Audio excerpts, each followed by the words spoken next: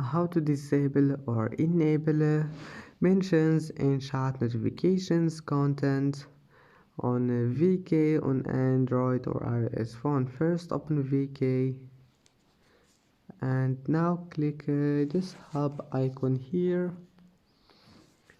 and then click these three lines and then click settings and then click notifications, and here we'll find that mentions in chat, and that's it. Now you can turn it off or on.